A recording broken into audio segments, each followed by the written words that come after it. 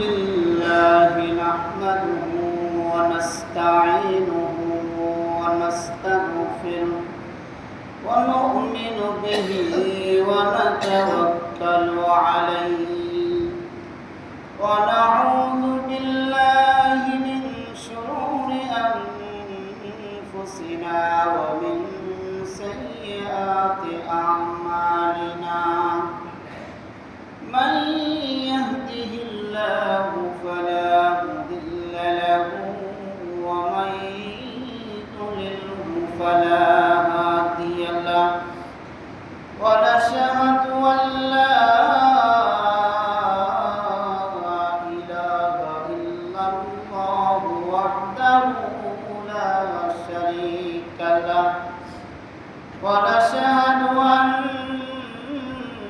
سيدنا وحبيبنا ونبينا ومولانا محمدا عبده ورسوله الذي أرسله بالحق بشيرا ونذيرا وداعيا إلى الله بإذنه وسراجا منيرا أما بعد فأعوذ بالله من الشيطان الرجيم بسم الله الرحمن الرحيم لقد كفر الذين قالوا إن الله ثالث ثلاثة وما من إلا إله واحد صدق الله المولانا العظيم الحمد لله সমস্ত তারিফ সমস্ত প্রশংসা মহান রব্বুল আলামিনের জন্য যে রব্বুল আলামিন আজকে পবিত্র জুমার দিনে আমাদেরকে দুনিয়ার সর্বপ্রকারের কার্যকলাপ থেকে বিরত রেখে আল্লাহ তাআলা জুমার নামাজ আদায় করার উদ্দেশ্যে তারপরে এসে বসার জন্য তৌফিক দান করেছেন এই মহান রব্বুল আলামিনের শুকরিয়া আদায় করি আলহামদুলিল্লাহ। লাখ কোটি দরুদ সালাম ওই রাসূলের প্রতি আল্লাহ রাব্বুল আলামিন যে রাসূলকে আমার আপনার সমস্ত জগৎবাসীর জন্য রহমত করে দুনিয়াতে পাঠিয়েছিলেন, আমার আপনার জন্য আল্লাহ তাআলা যাকে সর্বশেষ নবী করে আল্লাহ তাআলা দুনিয়াতে পাঠিয়েছিলেন, ওই নবীর প্রতি অন্তরের অন্তঃস্থল থেকে দরুদ সালাম পাঠ করি সাল্লাল্লাহু আলাইহি ওয়াসাল্লাম।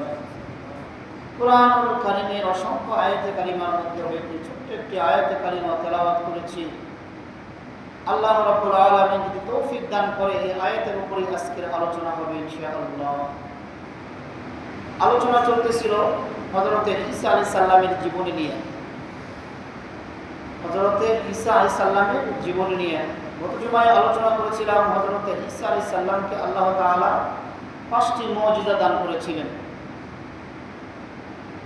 আজকে ইনশাআল্লাহ আলোচনা হবে যে আয়াতে কারিমা তেলাওয়াত করেছি, এই আয়াতে কারিমার মধ্যে আল্লাহ তাআলা ঈসা আলাইহিস সালাম যে জামানায় জন্মগ্রহণ করেন, ওই জামানার লোকজন হযরতে ঈসা আলাইহিস সালাম উনি যেহেতু পিতাবিহীন দুনিয়াতে এসেছেন শুধু তার মার মাধ্যমেই, এই জন্য সেই জামানার লোকজন অর্থাৎ বনী ইসরায়েল সম্প্রদায় হযরতে ঈসা আলাইহিস সালামকে আল্লাহ তাআলার নাউজুবিল্লাহ আগেই বলি আল্লাহ তাআলার বেটা বলে তাকে কি করতেন? সম্বোধন করতেন। এবং কিছু সম্প্রদায় এমন ছিল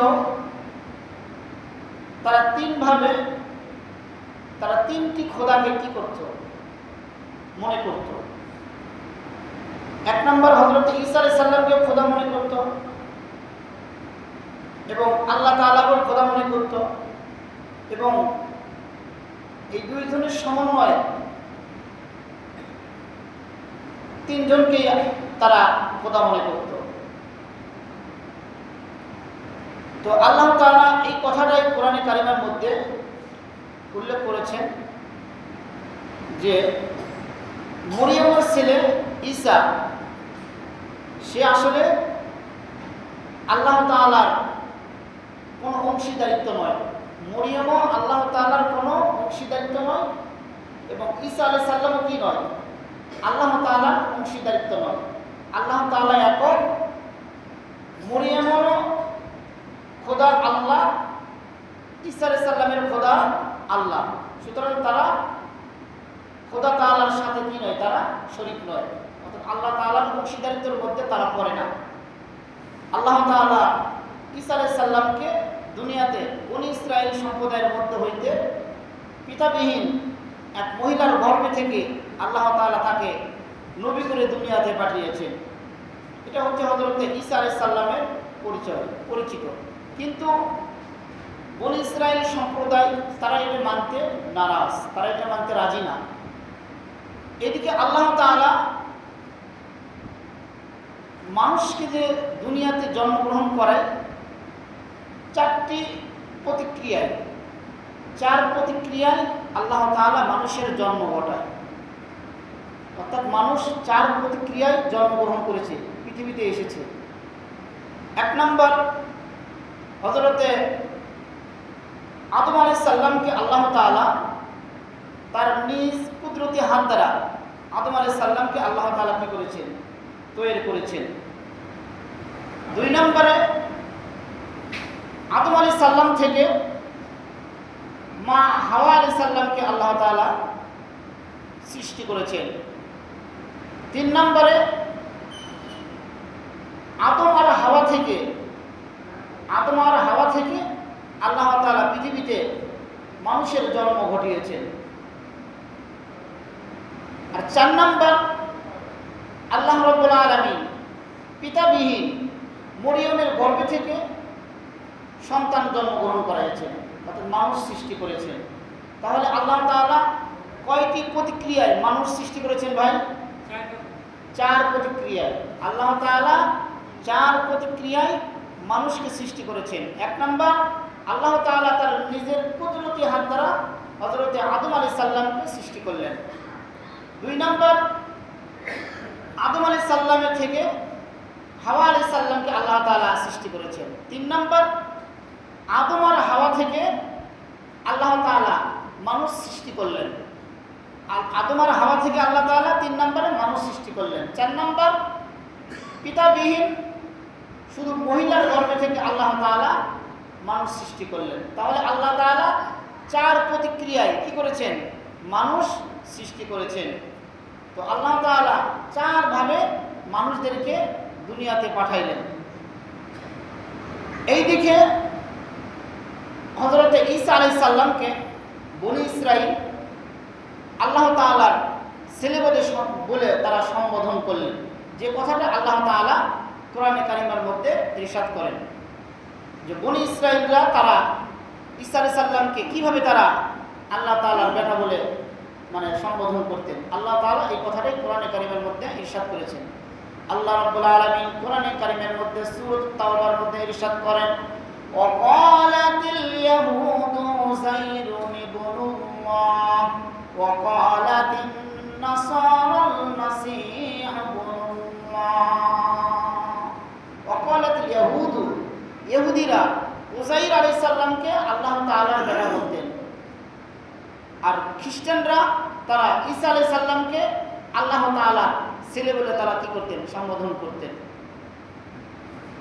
তো আল্লাহ রাব্বুল আলামিন হযরত ঈসা আলাইহিস সালামকে যে নবী করে দুনিয়াতে পাঠাইলেন, উনি যখন বনী ইসরাইল সম্প্রদায়কে এক আল্লাহ তাআলার দাওয়াত দিতেছিলেন, তো বনী ইসরাইল সম্প্রদায় তখন ঈসা আলাইহিস সালামকে আল্লাহ তাআলার ছেলে বলে, আল্লাহ তাআলার বেটা বলে তাকে কি করতেন, ডাকতেন।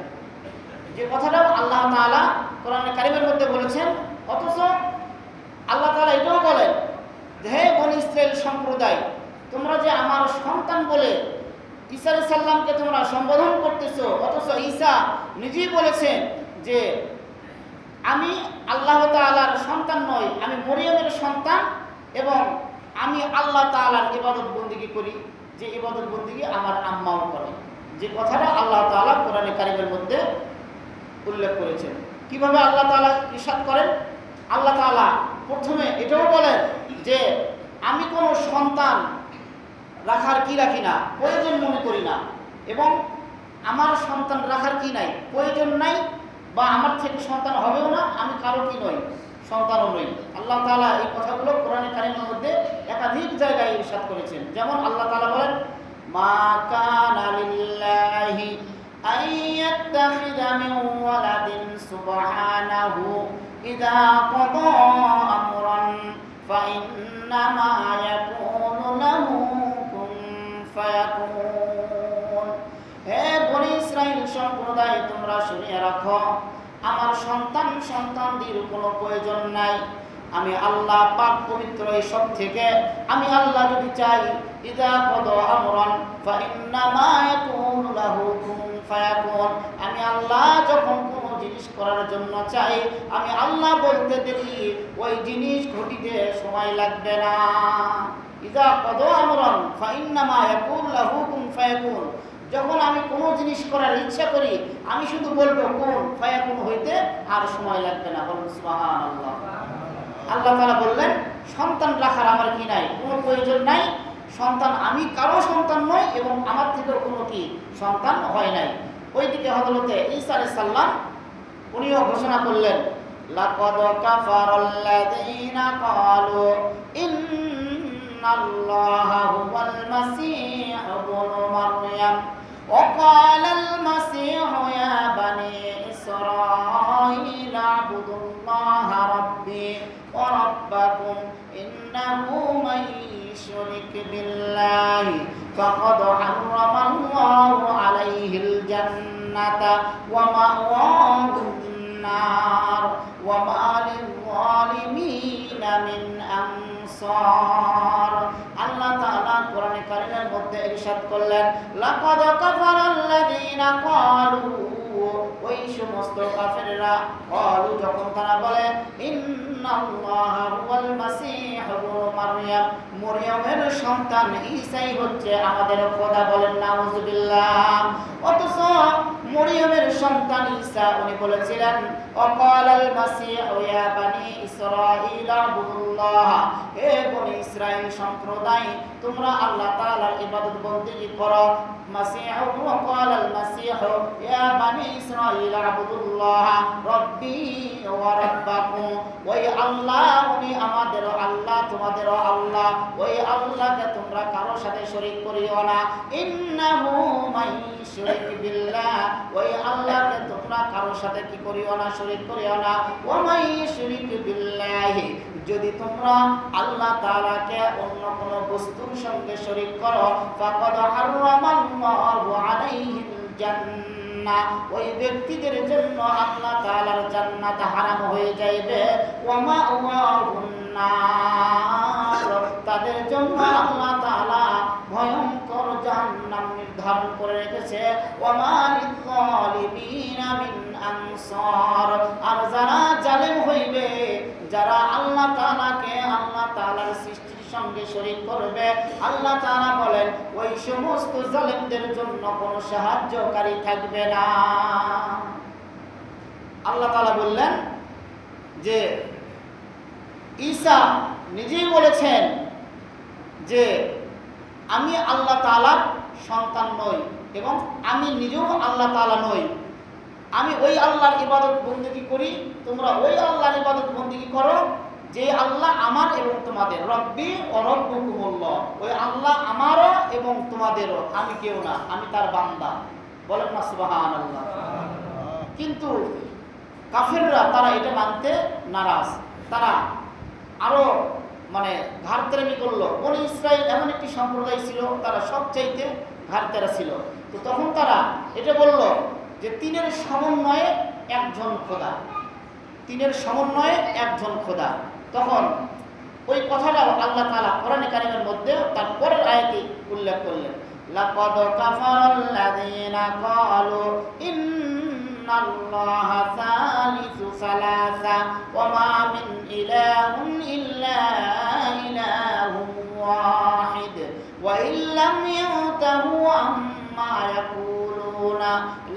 লায়ামাসান্নাল্লাযীনা কাফারু মিনহুম ইন হাযা ইল্লা আযাবুন আলীম।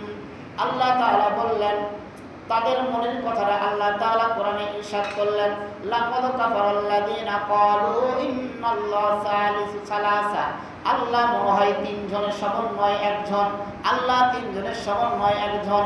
ওয়া ইন্নাল্লাহা সালিসু সালাসা ওয়া মা মিন ইলাহিন ইল্লা ইলাহুন ওয়াহিদ। আল্লাহ তাআলা বললেন, ওয়া ইল্লাম ইয়াতাহু আম্মা ইয়াকুলুনা, যদি তোমরা তোমাদের এই কথা থেকে তোমরা ফিরে না আসো, লায়ামাসান্নাল্লাযীনা কাফারু মিনহুম আযাবুন আলীম, তাহলে তোমাদের জন্য ভয়ঙ্কর আযাব অপেক্ষমান রয়েছে। যারা বলে আল্লাহ ঈসা এগুলো সমন্বয়ে একজন, যারা বলে আল্লাহ আর ঈসা এর সমন্বয়ে একজন খোদা, আল্লাহ তাআলা তাদের ব্যাপারে সতর্ক করলেন, তোমরা তোমাদের এই সমস্ত বাজে মন্তব্য থেকে, বাজে কথার থেকে তোমরা যদি ফিরে না আসো, তোমাদের জন্য ভয়ঙ্কর আযাব অপেক্ষা করতেছে।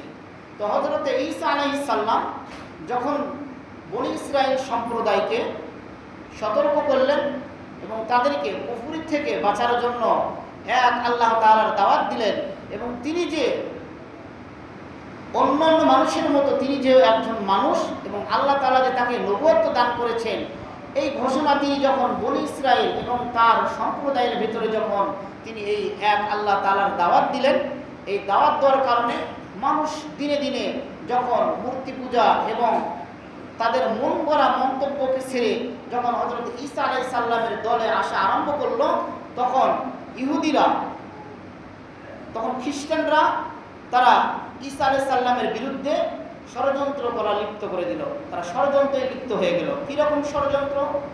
ওই দেশের বাদশার কাছে তারা নালিশ দিল যে ঈসা ইবনে মরিয়মের ছেলে ঈসা, সে যেভাবে আমাদের বিরুদ্ধে লেগে গেছে, যদি আমরা তাকে এখনই হত্যা না করি, এখনই যদি তাকে আমরা থামিয়ে না দেই, তাহলে কিন্তু সে আমাদেরকে একদিন শেষ করে ফেলবে।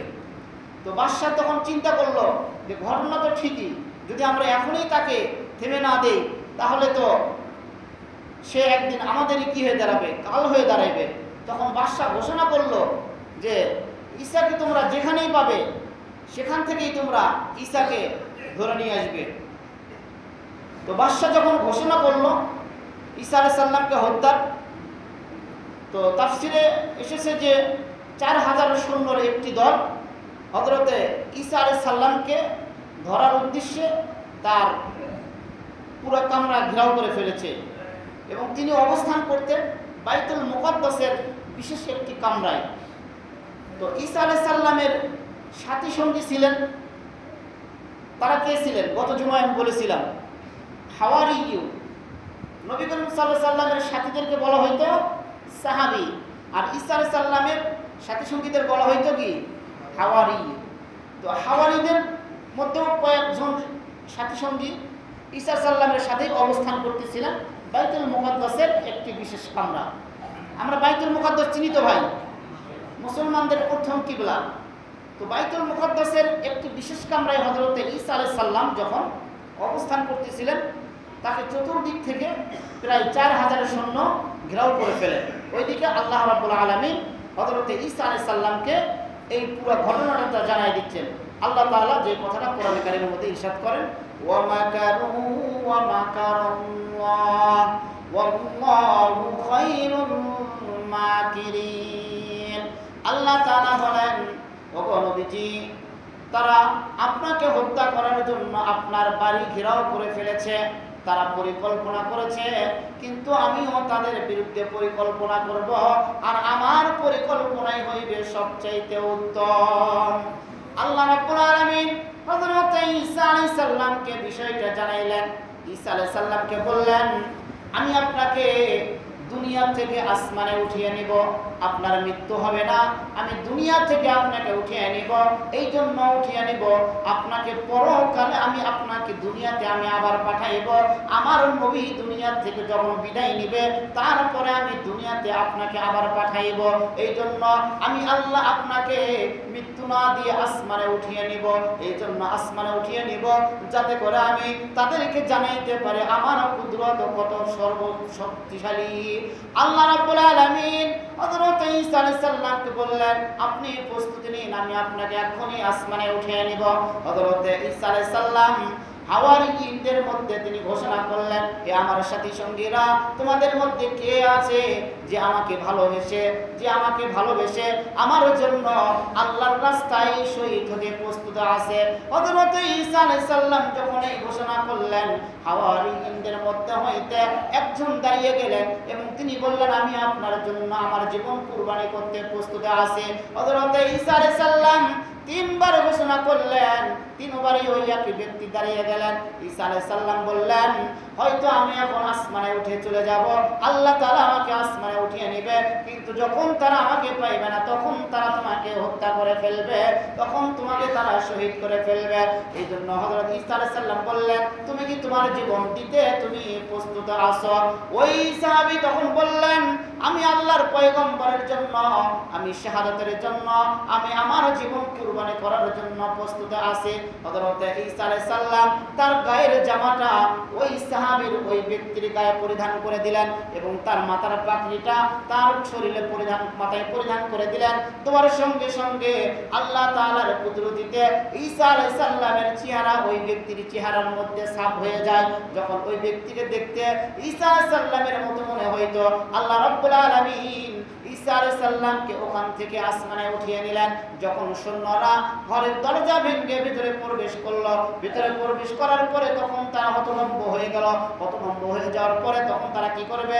তখন তারা সন্দিমান হয়ে ঈসা আলাইহিস সালামের পোশাক যে ব্যক্তি পরেছিল, তখন তারা শুলিতে লটকাইল। শুলিতে লটকানোর পরে তারা ক্রুশের মতন আকৃতি করে তাকে তারা শুলিতে ঝোলানোর পরে তারা তাকে সেখানে হত্যা করলো। ওইদিকে ঈসা আলাইহিস সালামকে আল্লাহ তাআলা আসমানে উঠিয়ে নিলেন। আল্লাহ রাব্বুল আলামিন হযরত ঈসা আলাইহিস সালামকে আসমানে উঠিয়ে নিলেন। আসমানে উঠিয়ে নিয়ে আল্লাহ তাআলা বনী ইসরাইল সম্প্রদায়ের মধ্যে এই রকম একটি ঘটনা জারি করে দিলেন যে আমি আল্লাহ কি না করতে পারি, আমার কুদরত কত সর্বশক্তিমান, আমি এটা উম্মতের জন্য আমি স্মরণীয় করে রাখলাম। আল্লাহ তাআলা ওই কথাটা কোরআনে কারীমের মধ্যে ইরশাদ করেছেন, ওয়াকাউলিহিম ইন্না কাতালনাল মাসিহা ঈসা ইবনে মারইয়াম রাসূলুল্লাহ ওয়া মা কাতালুহু ওয়া মা সালাবুহু ওয়ালাকিন শুববিহা লাহুম। যখন তারা হযরত ঈসা আলাইহিস সালামের ঘরে প্রবেশ করলেন, প্রবেশ করার পরে ঈসা আলাইহিস সালামের কাপড় পরিধান করে যে ব্যক্তি ওখানে অবস্থান করেছিলেন, তখন তারা সন্দিমান হয়েছিলেন যে এই ব্যক্তি কি ঈসা না ঈসা এখান থেকে পলায়ন করেছে। কিন্তু যখন তারা কোনো কুল কিনারা পাইল না, তখন তারা ওই ব্যক্তিকেই তখন তারা হত্যা করলো এবং ওই ব্যক্তিকেই তারা শহীদ করে দিল। যে কথাটা আল্লাহ তাআলা কোরআনের মধ্যে বললেন, যখন তারা ওই ঘরের মধ্যে ওই কামরার মধ্যে প্রবেশ করেছেন, কিন্তু আসলে ঈসা ওই জায়গায় উপস্থিত ছিল না। কিন্তু খ্রিস্টানরা এই কথা বিশ্বাস করতে তারা নারাজ, তারা এই কথা বিশ্বাস করে না। এই জন্য তারা ঈসা আলাইহিস সালামকে যেরকম ভাবে পুরুষের আকৃতি ধারণ করে যেভাবে তারা হত্যা করেছে, ওই রকম তারা মনে করে যে ওটা সত্যিকার ঈসা ছিল। এই জন্য তারা ওই পুরুষকে তারা ঈসা মনে করে এবং ওটাকেই তারা খোদা মনে করে এবং ওটাকে খোদা মনে করে তারা তাদের গলায় লটকিয়ে রাখে এবং তাদের কামরায় উপাসনায় লিখে রাখে। আপনারা দেখেননি যে ঈসা আলাইহিস সালামকে যেভাবে তারা মনে করে যে ঈসাকে কি করা হয়েছে, শহীদ করে দেওয়া হয়েছে, এরকম শুনিতে যখন পুরুষ আকারে ঈসা আলাইহিস সালামের সাহাবীকে শাহাদত করে দেওয়া হয়েছে, হত্যা করা হয়েছে, এইরকম একটা পুরুষ তারা তাদের গলায় ধারণ করে তাবিজের আকৃতি এবং তাদের উপাসনালয় ওই জায়গায় ঈসা আলাইহিস সালামের মতো করে একটা মূর্তি তারা বেনে রাখে। সেটা তারা কি করে? ওটার ইবাদত বন্দেগী করে এবং ওরাই এই ইবাদত বন্দেগী করে যারা ঈসা আলাইহিস সালামকে খোদা বলে মানত, যারা আল্লাহ ঈসা আলাইহিস সালাম এই দুইয়ের সমন্বয়ে একজনকে কি করত, খোদা বলে মানত, এই ব্যক্তিরাই বিশ্বাস করে যে ঈসা আলাইহিস সালাম মৃত্যুবরণ করেছে, তাকে শহীদ করে দেওয়া হয়েছে। কিন্তু আমরা মুসলমান, আমরা এটা বিশ্বাস করি যে হযরতে ঈসা আলাইহিস সালামকে আল্লাহ তাআলা আসমানে উঠিয়ে নিয়েছেন এবং আল্লাহ তাআলা শেষ জামানায় হযরতে ঈসা আলাইহিস সালামকে আবার জমিনে প্রেরণ করবেন। জমিনে আসার পরে হযরতে ঈসা আলাইহিস সালাম 40 বছর জীবিত থাকবে। কত বছর জীবিত থাকবে? 40 বছর জীবিত থাকবে। এবং দাজ্জালের ফিতনা যখন দুনিয়াতে ছড়িয়ে পড়বে, দাজ্জাল যখন পুরো পৃথিবীর মধ্যে ফিতনা সৃষ্টি করবে, তখন হযরতে ঈসা আলাইহিস সালামের আবির্ভাব ঘটবে এবং ঈসা আলাইহিস সালাম দাজ্জালকে হত্যা করবে এবং পুরো পৃথিবী তখন ঈসা আলাইহিস সালামের শাসনে চলে আসবে। সুবহানাল্লাহ। এটা বিশ্বাস আমাদের রাখতে হবে। কিন্তু যারা খ্রিস্টান তারা বিশ্বাস করে ঈসা আলাইহিস সালামকে শহীদ করে দেওয়া হয়েছে, কিন্তু মুসলমান বিশ্বাস করে যে হযরতে ঈসা আলাইহিস সালামকে আল্লাহ তাআলা আসমানে উঠিয়ে নিয়েছেন এবং শেষ জামানায় ঈসা আলাইহিস সালাম আবার দুনিয়াতে আসবে। ঈসা আলাইহিস সালাম আবার দুনিয়াতে আসবে এবং উনি কি করবেন? 40 বছর দুনিয়াতে এক আল্লাহ তাআলার দাওয়াত দিবেন এবং দাজ্জালের ফিতনা থেকে এই জাতিকে উদ্ধার করবেন। এই জাতিকে আবার কালেমার পতাকার নিচে হযরতে ঈসা আলাইহিস সালাম নিয়ে আসবেন। তো এই জন্য ভাই, আল্লাহ তাআলা মানুষকে 4 প্রতিক্রিয়ায় সৃষ্টি করেছেন। 4 প্রতিক্রিয়ায় মানুষকে আল্লাহ তাআলা সৃষ্টি করেছেন। 1 নম্বর প্রতিক্রিয়া সৃষ্টি করলেন যে আল্লাহ তাআলা সর্বপ্রথম হযরতে আদম আলাইহিস সালামকে তার কুদরতি হাত দিয়ে কি করেছেন? সৃষ্টি করেছেন। যখন ঈসা আলাইহিস সালামকে আল্লাহ তাআলার বেটা বলে করা হইতো, সম্বোধন করা হইতো এবং বলা হইতো যে ঈসাই কি? আল্লাহ তাআলা, ঈসাই হচ্ছে খোদা। তখন তাদেরকে প্রশ্ন করা হয়েছিল যে ঈসাকে যদি পিতা ছাড়া যদি সন্তান জন্মগ্রহণ না করতে পারে, যদি ঈসাই আল্লাহ খোদা হয়ে থাকে এবং আল্লাহর বেটা হয়ে থাকে, তাহলে হযরতে আদম আলাইহিস সালামের পিতা কে ছিলেন? আদম আলাইহিস সালামের মাতা কে ছিলেন? এমন একটি প্রশ্ন থাকে না যে ঈসা যদি বাবাবিহীন জন্মগ্রহণ না করতে পারে আর ঈসাই যদি খোদা হয়ে থাকে, তাহলে আদম আলাইহিস সালামের বাবাকে এবং আদম আলাইহিস সালামের মাকে। তো এই জন্য আল্লাহ তাআলা বলেন, আমি মানুষকে 4 প্রতিক্রিয়াভাবে সৃষ্টি করেছি। 1 নম্বর প্রতিক্রিয়া, আমি আল্লাহ আমার কুদরতি হাত দ্বারা আমি আদমকে সৃষ্টি করেছি। 2 নম্বর, আমি আদম থেকে হাওয়াকে সৃষ্টি করেছি। 3 নম্বর, আদম আর হাওয়ার মাধ্যমে আমি দুনিয়াতে সন্তান হওয়ার সিস্টেম চালু করেছি। 4 নম্বর, আমি পিতাবিহীন শুধু একজন মহিলার গর্ভে থেকে আমি আল্লাহ আমার কুদরতি প্রকাশ করেছি। মরিয়মের পেটের মাধ্যমে থেকে আমি ঈসাকে পিতাবিহীন দুনিয়াতে জন্মগ্রহণ করাইছি। আল্লাহ তাআলা এটা করার কারণ একটাই, আল্লাহ তাআলা তার কুদরতিটা প্রকাশ করেছেন। এই জন্য ভাই, আমাদেরকে বিশ্বাস রাখতে হবে আমাদের খালেক আল্লাহ, আমাদের মালিক আল্লাহ, আমাদের রিজিকদাতা আল্লাহ, আমাদের বিধানদাতা আল্লাহ, আমাদের ইজ্জত দেওয়ার মালিকও আল্লাহ, আমাদের ইজ্জত ছিনিয়ে নেওয়ার মালিকও কে? আল্লাহ। এই বিশ্বাস রেখে আমাদেরকে জীবনযাপন করতে হবে। এটার উপর ঈমান নিয়ে আসতে হবে এবং এটার উপর ঈমান নিয়ে অটল থাকতে হবে। যদি এর উপরে আমরা মৃত্যুবরণ করতে পারি, তাহলেই না আমাদের দুনিয়াতে আসা সাকসেস হইবে। আল্লাহ রাব্বুল আলামিন আমাদের সকলকে এই কথাগুলি বুঝে আমল করার তৌফিক দান করুন। ওয়া আখিরু দাওয়ানা আলহামদুলিল্লাহি রাব্বিল আলামিন। সম্মানিত মুসলিম ইকরাম, আমাদের সম্মানিত সভাপতি সাহেব উনি